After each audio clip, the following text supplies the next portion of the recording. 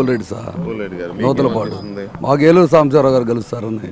ఎందుకని అలాగా? ఆయన చాలా అభివృద్ధి, ఎప్పుడు చేయలేని అభివృద్ధి ఇక్కడ బాగా చేశాడు సార్. మా గ్రామం నూతలపాడుకి ఎప్పుడు చేయని అభివృద్ధి భారీగా చేశాడు. ఒక మాట చెప్పండి, అభివృద్ధి అంటే ఏంటండి?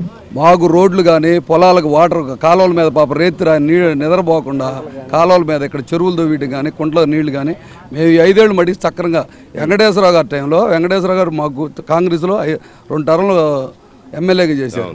ఆయన వస్తాడు కాలువ కాడికి, జేఈ గారికో డిఈ గారికి ఆ కాలువ వస్తుందా అంటాడు, వెళ్ళిపోయి హైదరాబాద్లో కూర్చుంటాడు.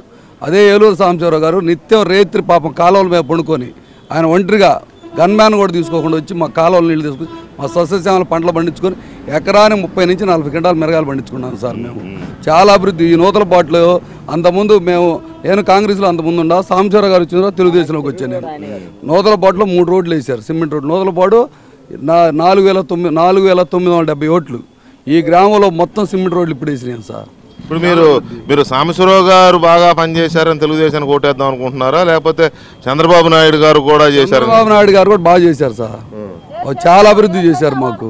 మరి ఒకసారి ఇచ్చి చూస్తే తప్పేంటి? జగన్మోహన్ రెడ్డి గారికి అనుభవం లేదు, ఈయనకు అనుభవం సార్. ఇంకో 5 సంవత్సరాలు చంద్రబాబు నాయుడు గారు చేస్తే మన పోలవరం కానీ, మన కొన్ని ప్రాజెక్టులు కానీ, మనకి రాజధాని అమరావతి దగ్గర రాజధాని అన్ని బ్రహ్మాండంగా ఏర్పాటు చేస్తారని నా అభిప్రాయం సార్.